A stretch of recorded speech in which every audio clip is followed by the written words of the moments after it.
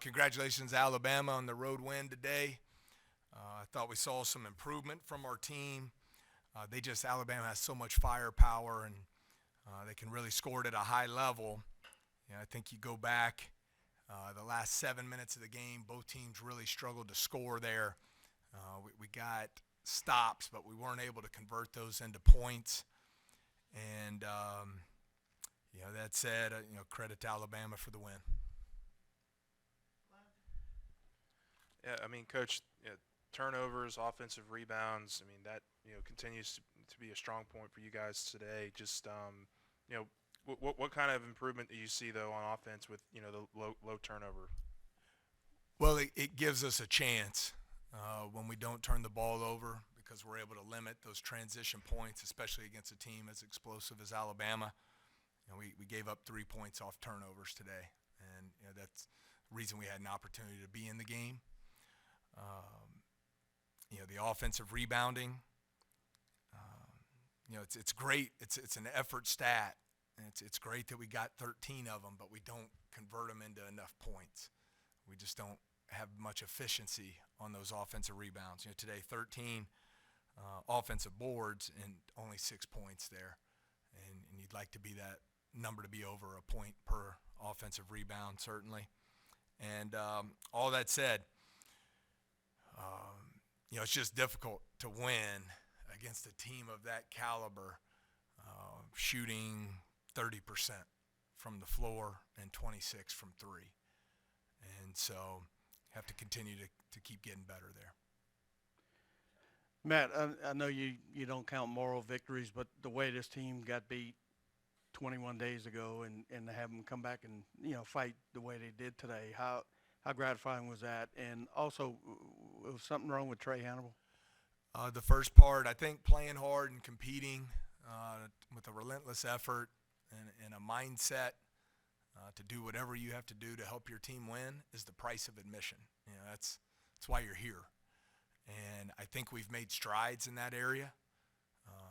After the first 8 SEC games, kind of had a reset and try to make improvement so that we can get back to the win column. No one will want to hear this, and I hate to talk about it because losing stinks. But as I look at the last 10 days, from practice habits, from preparation, from on-court performance, there has been improvement, and that'll give us a chance if we'll stay the course and keep working to get better in those areas. And that has to be the mindset moving forward. It doesn't happen overnight. But I think we've made improvement in some areas. And then Trey, it was just a coach's decision. Excuse me. Coach, I'm going to the future on Coach Topper. Could you give me some comments on what he's contributed to the staff so far this year? Yeah, Coach Topper is, when I put the staff together, wanted to have a diverse group of coaches with different backgrounds, different experiences. Blessed to have a great staff. I think with his NBA experience and player development experience, has added a lot to our program, and will continue to do so.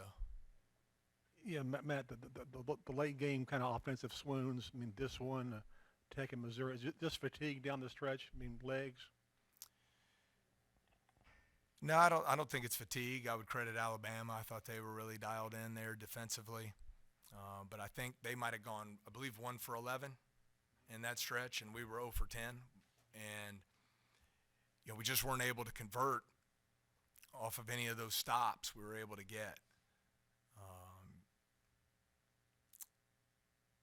I believe, and I have to go back, but I want to say the first 30 minutes of the game, somewhere in there, we had 2 turnovers.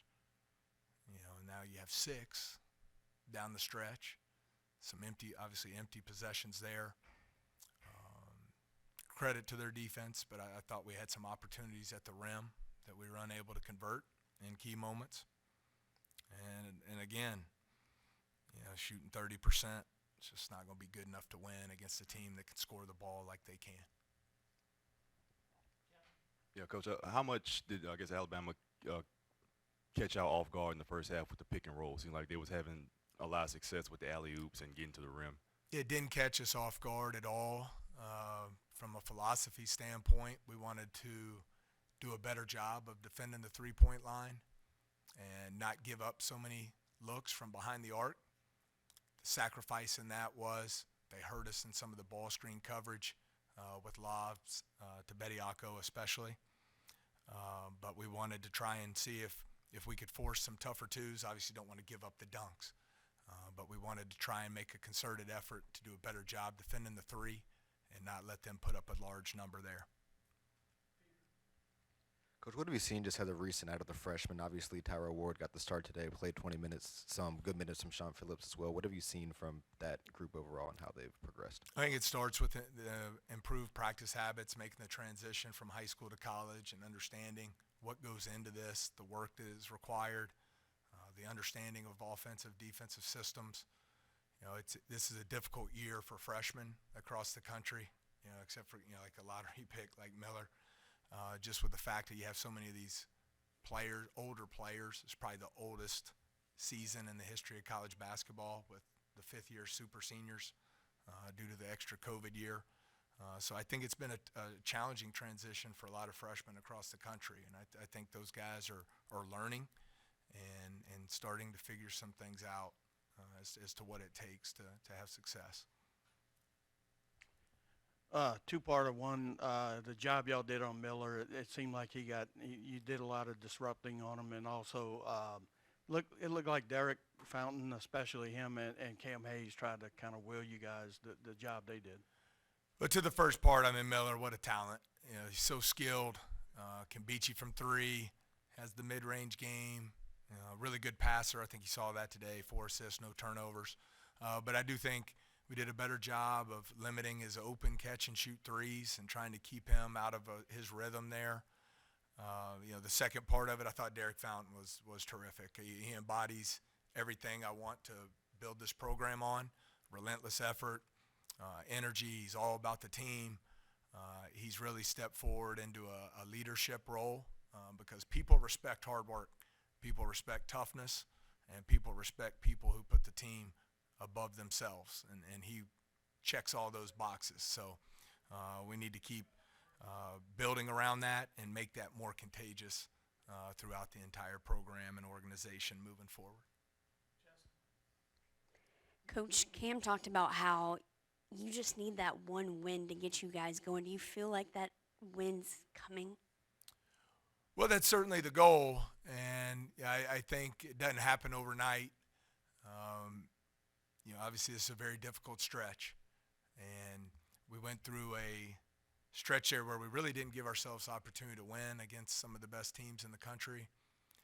I think we have made improvement in our practice habits, in our preparation.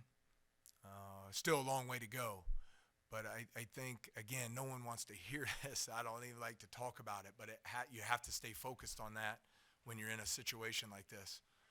And you have to keep stacking days of doing things the right way, being about the right things, putting in the work, and keep getting better to give ourselves an opportunity to win. And it really gives you, as you enter this final month of the season, the choice is lay down and keep taking these losses or fight and battle and stay the course and find ways to get better and come together as a group and win a game. And so we'll take the latter approach and stay focused on that.